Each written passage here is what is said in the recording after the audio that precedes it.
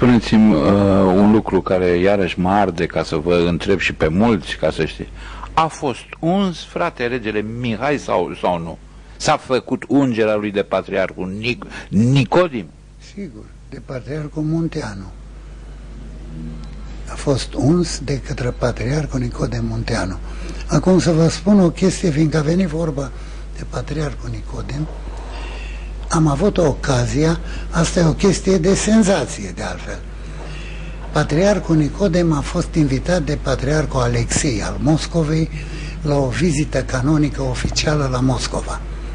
S-a dus, a avut acolo niște întâlniri, să zic canonice, au discutat probleme de administrație și de organizare și s-a terminat discuția care de altfel a însumat prezența a aproximativ 16 chiriari, mitropoliți, în frunte cu patriarhul Alexei.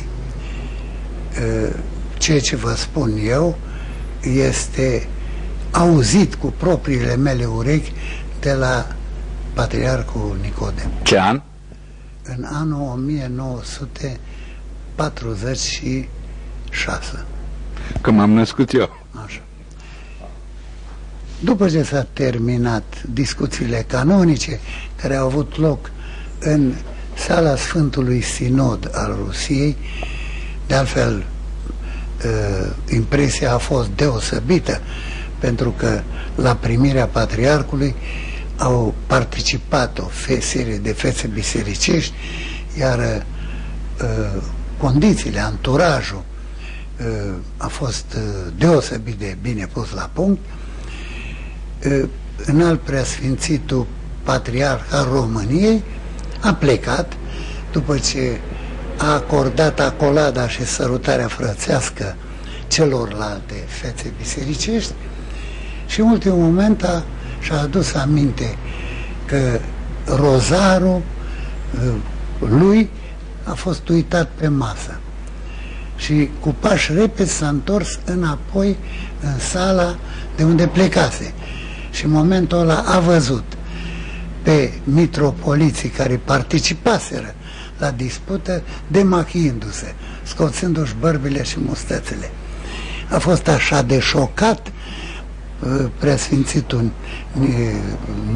Nicodem Munteanu, încât i-a spus domnului Maniu: domnule președinte, mulțumesc lui Bunul Dumnezeu că nu m-a lovit Damblaua. Am rămas cu gura căscată, am rămas înghețat, când am văzut că discutasem 2 zile probleme de dogmatică, de apologetică, cu niște agenți ai siguranței, adică ai KGB-ului, care, după ce și-au terminat misiunea, s-au demachiat, s-au dus la treaba lor. Sigur că erau bine informați în probleme teologice.